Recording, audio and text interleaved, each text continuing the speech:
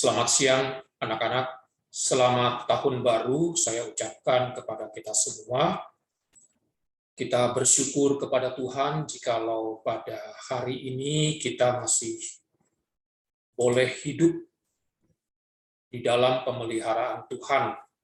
Kita boleh melewati tahun 2021 dan memasuki tahun 2022. Perjalanan di dalam tahun 2022 ini masih panjang di depan kita.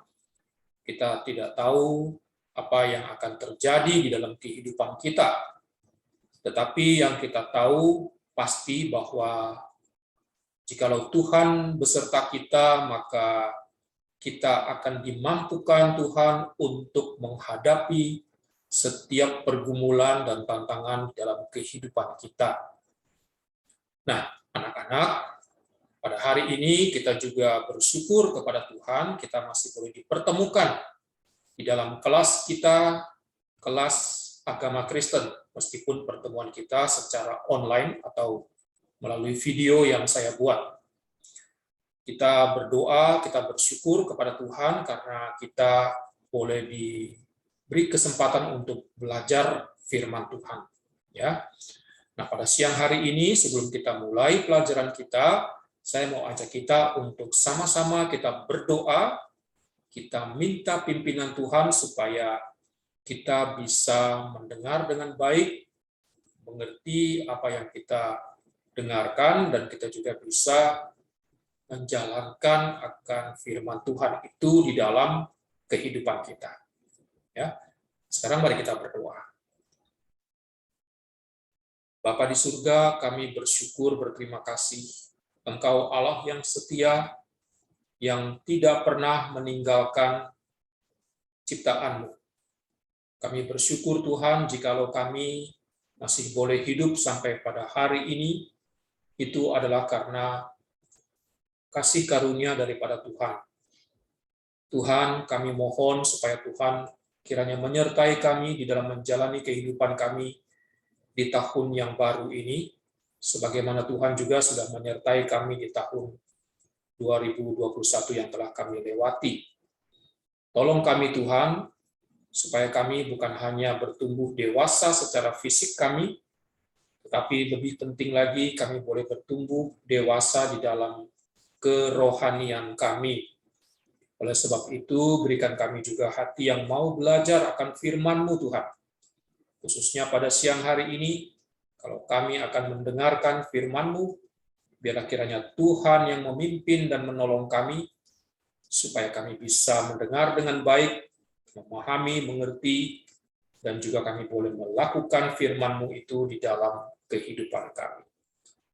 Terima kasih Tuhan, inilah doa kami. Di dalam nama Tuhan Yesus Kristus kami berdoa dan bersyukur. Amin. Anak-anak, kita sekarang tiba di dalam pertemuan yang kelima, yaitu pertemuan yang terakhir dari semester kita ya di tahun ajaran 110, semester pertama ya. Nah, di dalam pertemuan kita pada siang hari ini kita akan belajar tentang hidup bertanggung jawab ya. Bagaimana kita sebagai remaja-remaja Kristen, bagaimana kita sejak kita masih remaja, kita juga harus memahami dan juga melakukan satu tanggung jawab dalam kehidupan kita. Karena hidup yang kita hidupi sekarang ini, kita tidak akan mungkin lepas dari yang namanya tanggung jawab. Ya. Nah, anak-anak, kita di dalam pertemuan kita sebelumnya itu kita sudah belajar ya tentang misalnya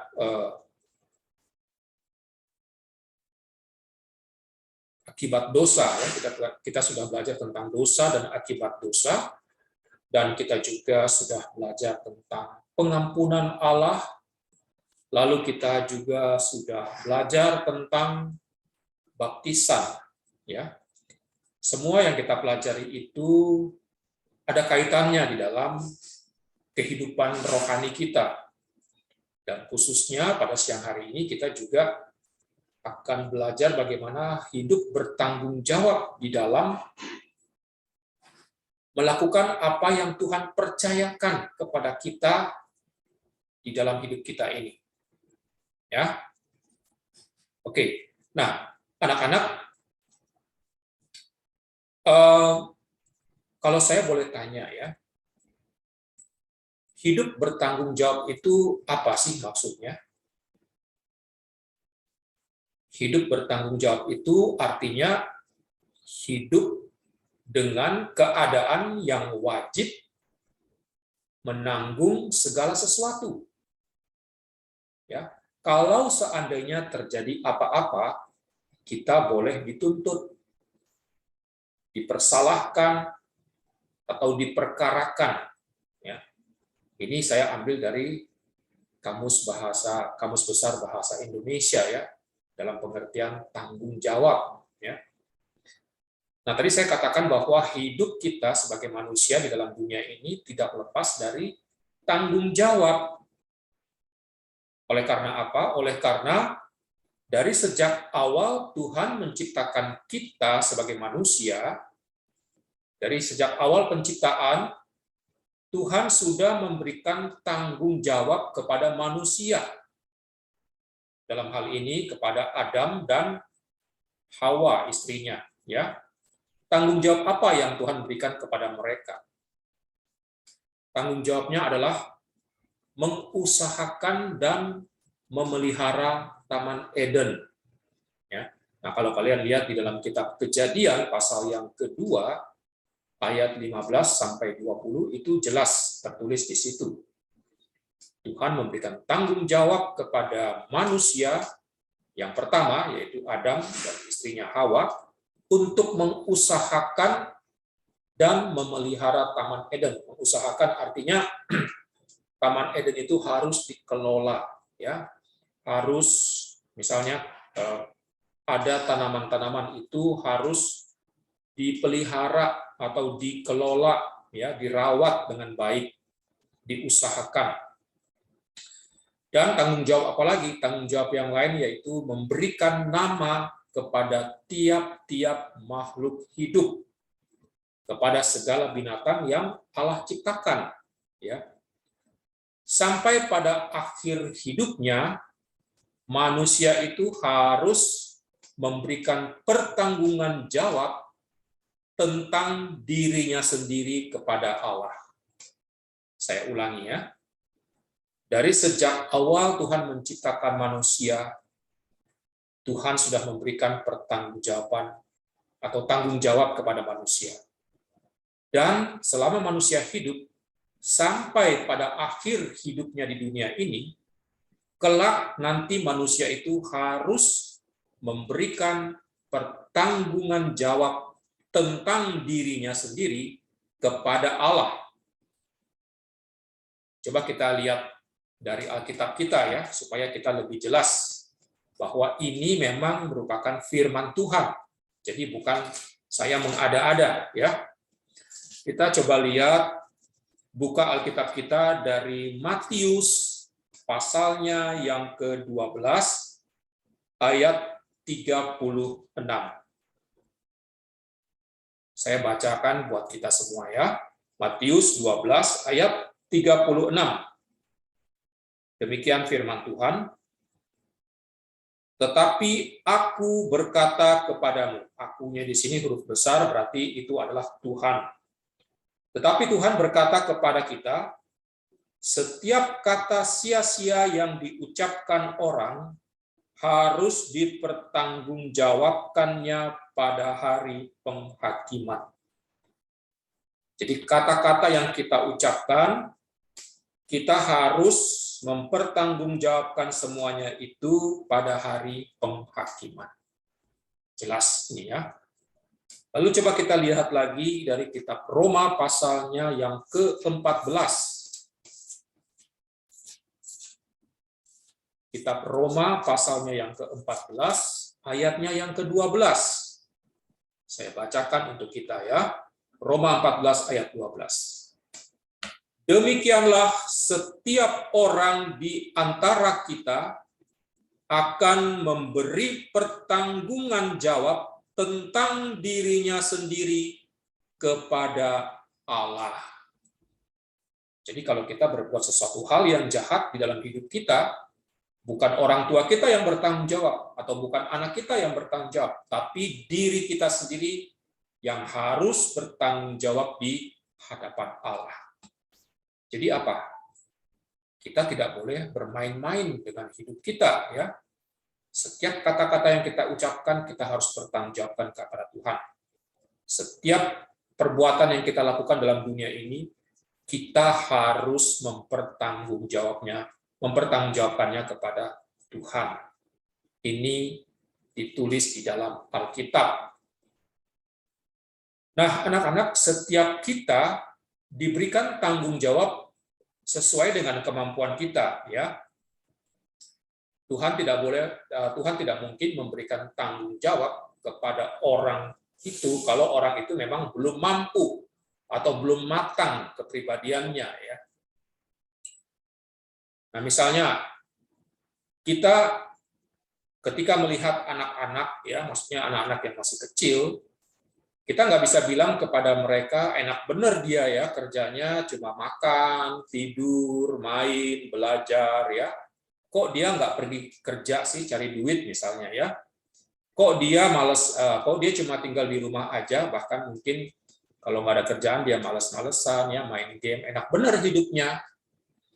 Nah, anak-anak kita tidak bisa menuntut seorang anak kecil untuk bertindak seperti orang dewasa. Kita tidak bisa menuntut si anak ini untuk pergi cari uang atau bernafkah mencari uang untuk membiayai hidup keluarga, ya, karena memang dia belum berkeluarga. Yang ada dia harus berharap dari orang tuanya yang membiayai hidup dia. Nah, kalau kita lihat anak-anak misalnya mereka mengamen di jalan, ya, mereka mungkin mengecat, mereka punya wajah atau tubuh mereka dengan warna silver untuk supaya dapat uang, ya. Sebenarnya itu tidak diharapkan demikian. Mungkin mereka dieksploitasi anak-anak itu, ya. Mungkin anak-anak itu diperalat, ya, oleh orang yang dewasa begitu, ya, supaya mereka bisa dipergunakan untuk bisa dapat uang. Nah, kalau kita perhatikan misalnya di persimpangan-persimpangan jalan atau dekat lampu merah itu biasanya ada ibu-ibu suka gendong anak kecil sambil minta-minta, supaya mungkin anak ini bukan anaknya dia sendiri. Nah, dia pakai anak ini supaya orang timbul belas kasihan, ya. Kasihan ini ibu udah punya anak, mungkin dia perlu uang gitu. Tapi anak ini sebenarnya anak orang lain, dia bisa pinjam anak itu. Nah, ini namanya mengeksploitasi anak, diperalat untuk dipakai untuk mencari uang. Anak-anak belum waktunya untuk dituntut bertanggung jawab untuk mencari uang. Tapi anak-anak dituntut, ya tadi seperti saya bilang, dia sudah sekolah, dia dituntut tanggung jawabnya untuk apa? Untuk belajar, ya. Kalau dia mau nilainya baik, ya dia harus belajar. Dia nggak bisa terus-terusan main game, tidak bisa terus-terusan main sama temannya atau melakukan hal-hal yang lain, ya. Dia harus belajar. Itu tanggung jawab utamanya sebagai seorang anak. Dan tanggung jawabnya yang lain, ya dia harus menghormati orang tuanya, gitu, ya.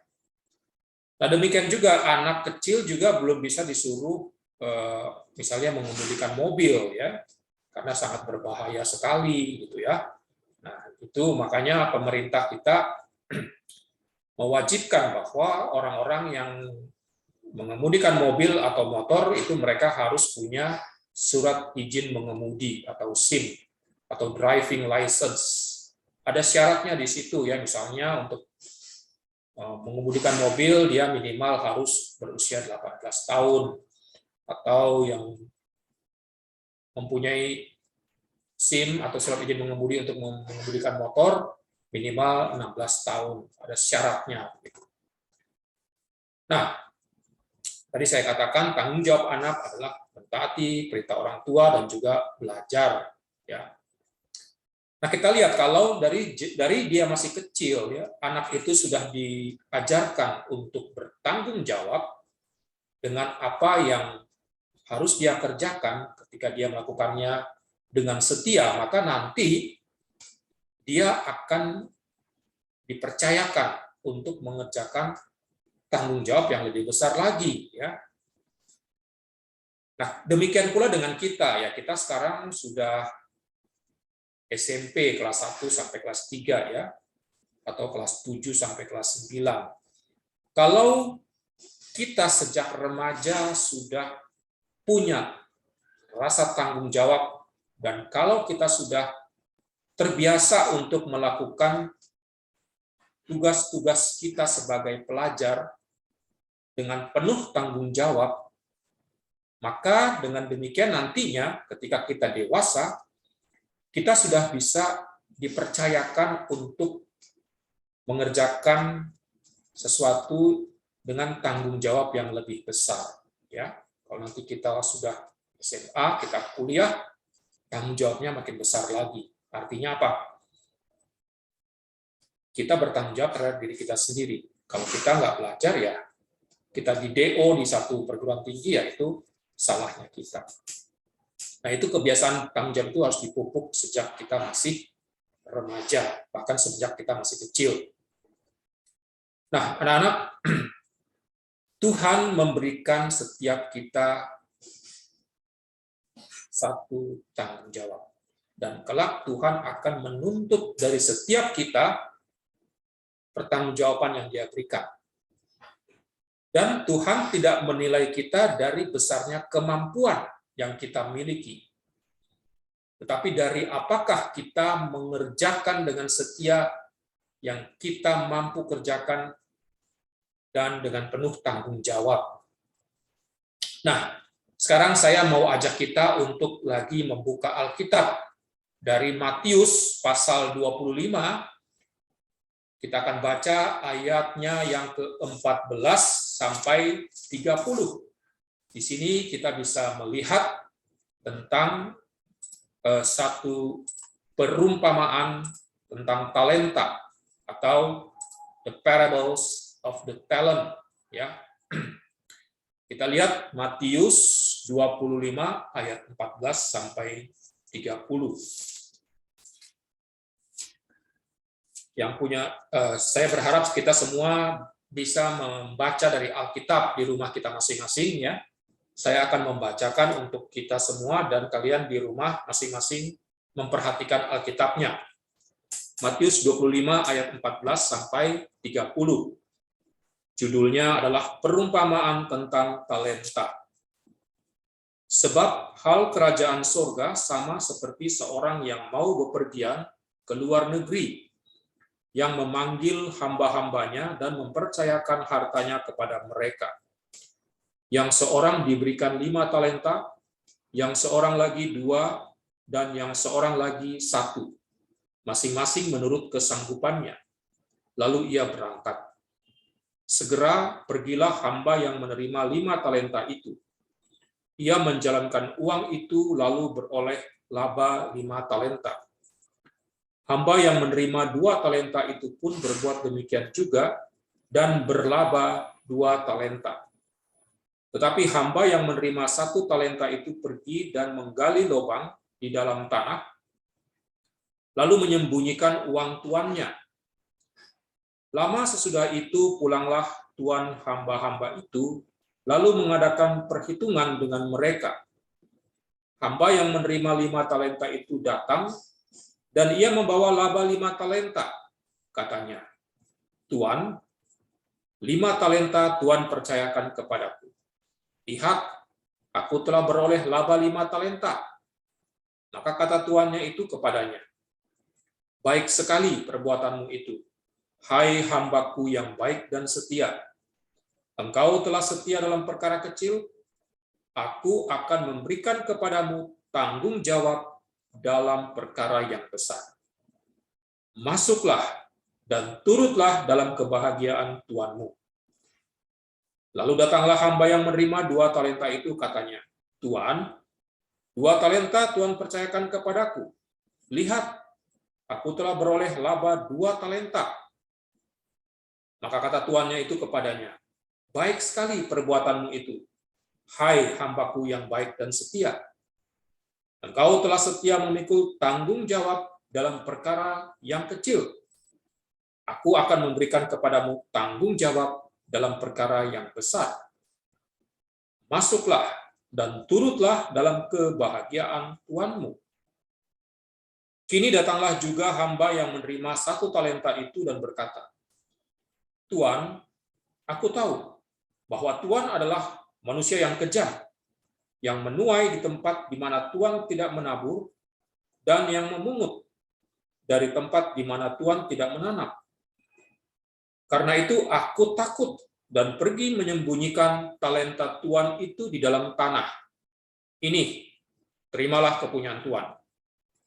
Maka jawab tuannya itu, hai kamu, hamba yang jahat dan malas, jadi kamu sudah tahu bahwa aku menuai di tempat di mana aku tidak menabur, dan memungut dari tempat di mana aku tidak menanam.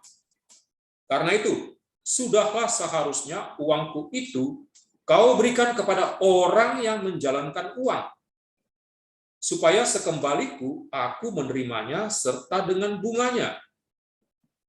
Sebab itu, ambillah talenta itu daripadanya dan berikanlah kepada orang yang mempunyai 10 talenta itu.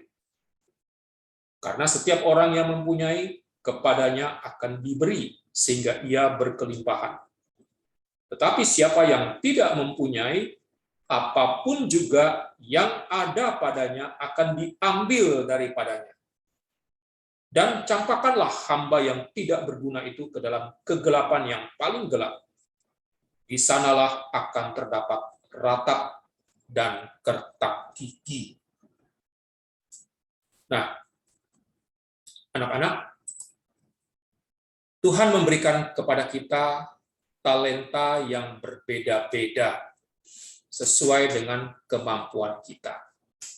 Talenta itu, kalau dalam perumpamaan itu mata uang, ya. Nah, tentunya Tuhan memberikan kepada kita ya bukan hanya uang yang Tuhan percayakan, tapi mungkin lebih tepat kalau saat ini kita bisa mengerti talenta itu sebagai mungkin bakat, ya, atau kemampuan. Apakah itu misalnya bakat dalam hal musik, ya, bakat dalam hal IT misalnya, bakat dalam hal seni, ya, melukis, bakat dalam hal misalnya menari atau bisnis, atau ya mungkin lebih ke hal-hal kemampuan. Kalau bisnis itu ya setiap orang pasti akan berbisnis, tapi seorang yang punya talenta musik, ya mungkin dia dalam hal berolahraga dia tidak terlalu baik begitu ya. Sebaliknya juga orang yang punya talenta dalam hal kemampuan fisik dalam berolahraga, mungkin dalam hal musik dia juga nggak terlalu baik ya. Jadi tiap-tiap orang dikasih talenta yang berbeda-beda sesuai dengan kemampuannya. Nah, dari contoh yang kita sudah baca di Matius 25 itu dituliskan bahwa ada yang diberi 5 talenta. Ada yang diberi 2 talenta. Ada yang diberi 1 talenta. Apakah orang yang diberi 5 talenta ini artinya dia lebih baik dari orang yang punya 2 talenta? Atau lebih baik dari orang yang punya 1 talenta? Tidak. Ya. Sebaliknya, apakah orang yang punya 1 talenta itu berarti dia lebih buruk dari orang yang punya 2 talenta dan 5 talenta? Tidak juga. Tuhan tidak melihat jumlah yang diberikan. Tapi Tuhan lihat kemampuan seseorang. Tuhan lihat, oh orang ini dia cukup dikasih 1 talenta karena itulah kemampuannya dia. Tuhan juga melihat, oh orang ini cukup diberikan 2 talenta. Dia nggak mungkin diberikan 5 talenta karena mungkin dia tidak bisa mengelolanya. Dan Tuhan juga melihat orang ini kalau diberi 1 sayang, diberi 2 juga sayang. Dia sanggup 5, maka Tuhan kasih 5. Tuhan tidak melihat jumlah yang diberikan, tapi Tuhan melihat kesetiaan daripada setiap kita yang diberikan atau dipercayakan, entah itu 5 talenta, entah itu 2 talenta, entah itu 1 talenta.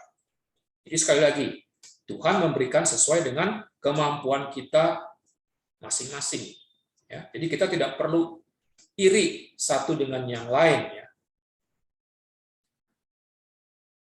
Nah, kita yang perlu kita sadari bahwa semakin banyak kita diberi, maka semakin banyak pula kita dituntut tanggung jawabnya oleh Tuhan. Ya, makanya kita yang dikasih 2 talenta misalnya, kita nggak boleh iri kepada orang yang punya 5 talenta. Oleh karena apa? Oleh karena makin banyak dia diberi talenta, makin banyak juga dia dituntut oleh Tuhan nantinya. Itu ada dalam kitab Injil Lukas pasal 12 ayat 48b. Saya kenal seorang hamba Tuhan, dia punya begitu banyak talenta, kemampuan ya. Dia mengerti arsitektur, dia mengerti musik ya. Dia bisa mengubah musik, dia menjadi dirijen. Dia juga bisa merancang bangunan dengan begitu baik ya. Dia juga mengerti sejarah, dia mengerti lebih dari 2 atau 3 bahasa ya. Dia juga punya kemampuan berkhotbah yang luar biasa, kemampuan dalam hal bercerita, dan masih banyak lagi ya. Tetapi kita juga melihat ada orang yang mungkin hanya punya 2 talenta, misalnya selain dia punya kemampuan untuk berkhotbah, mungkin dia hanya punya kemampuan dalam hal musik. Dia tidak punya kemampuan untuk merancang bangunan yang besar atau bangunan yang mewah. Dia tidak punya kemampuan dalam hal misalnya memimpin satu dirijen atau memimpin satu orkestra musik yang besar, atau dalam hal membuat sandiwara begitu ya, atau opera misalnya. Nah, orang yang punya kemampuan hanya 2 misalnya, yang saya sebutkan tadi itu, dia nggak perlu iri dengan orang yang pertama itu, yang punya kemampuan yang begitu banyak, talenta yang begitu banyak. Karena apa? Itu tadi yang saya bilang, kepada kita yang diberikan banyak, Tuhan akan tuntut lebih banyak lagi tanggung jawab dari kita. Jadi, lebih berat mana? Yang pasti lebih berat yang punya banyak talenta, ya, dalam hal ini 5 talenta. Ya. Maka sekali lagi kita nggak perlu iri.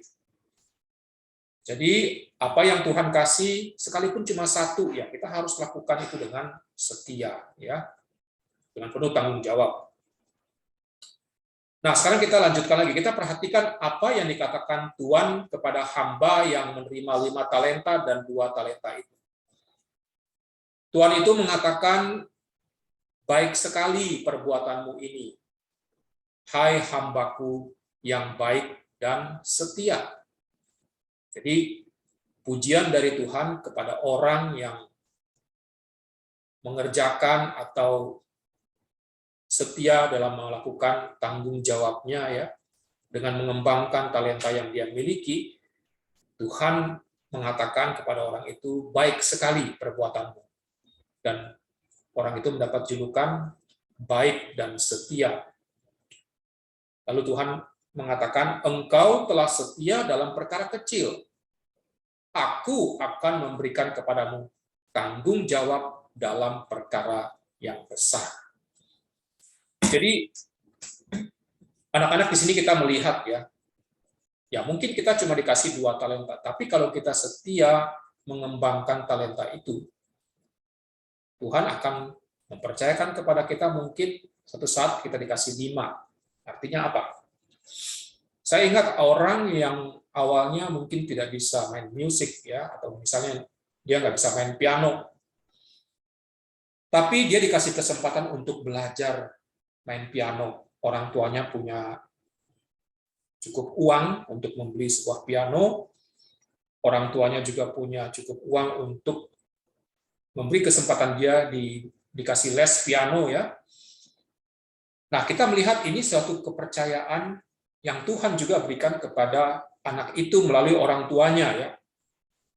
Jadi ketika dia setia mengembangkan apa yang Tuhan percayakan, dalam hal ini belajar piano, tekun belajar, berlatih keras belajar piano di rumah ya, sampai akhirnya dia bisa. Dan ketika dia sudah mahir dalam bermain piano, dia sudah lulus dalam tiap grade ya, sampai grade yang terakhir, sampai pada saat di mana dia mengikuti program teacher atau menjadi guru piano ya, misalnya.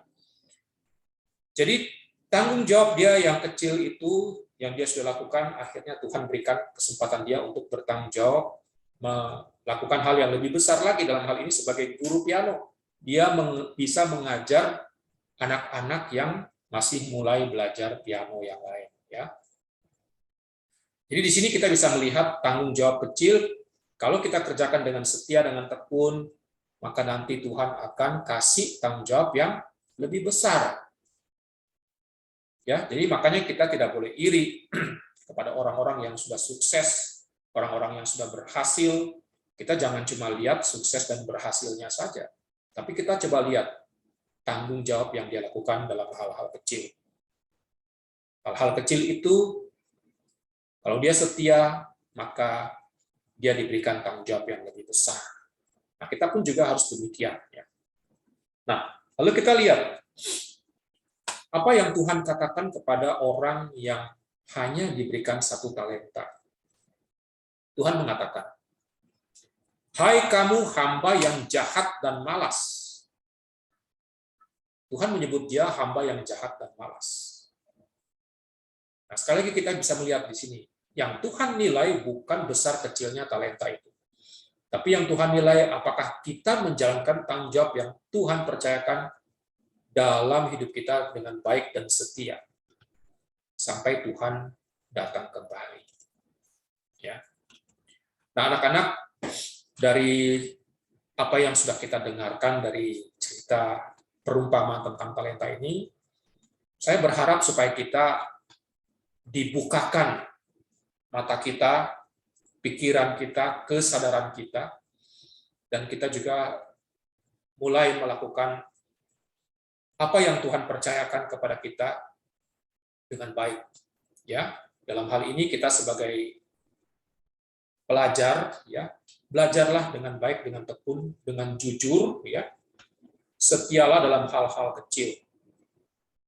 Dan kalau kita diberikan kepercayaan melalui orang tua kita, seperti tadi yang saya bilang, mungkin di antara kita dikasih kesempatan untuk les piano, les gitar, atau les alat-alat musik yang lain, atau mungkin juga kita dikasih les balet atau ya les apa saja yang maksudnya supaya kita diperlengkapi begitu ya dengan kemampuan ini, kemampuan itu. Kita harus gunakan dengan baik. Dan ingat bahwa keberhasilan kita itu tidak dicapai secara instan. Itu harus dimulai step by step, sedikit langkah demi langkah, sedikit demi sedikit. Setia dalam hal-hal kecil sampai akhirnya Tuhan akan mempercayakan kita hal-hal yang besar. Dan jangan lupa, bakat yang Tuhan berikan kepada kita itu kita harus pakai dan pergunakan untuk apa? Untuk memuliakan nama Tuhan. Tadi di perumpamaan itu ketika Tuhan itu datang, dia melihat hamba yang diberikan 5 talenta dan 2 talenta itu, ketika mereka bisa melipat gandakan apa yang Tuhan percayakan, Tuhan mengatakan, engkau adalah hamba yang baik dan setia. Ya, baik sekali perbuatanmu. Hamba yang baik dan setia. Nah, kita pun juga demikian. Ya.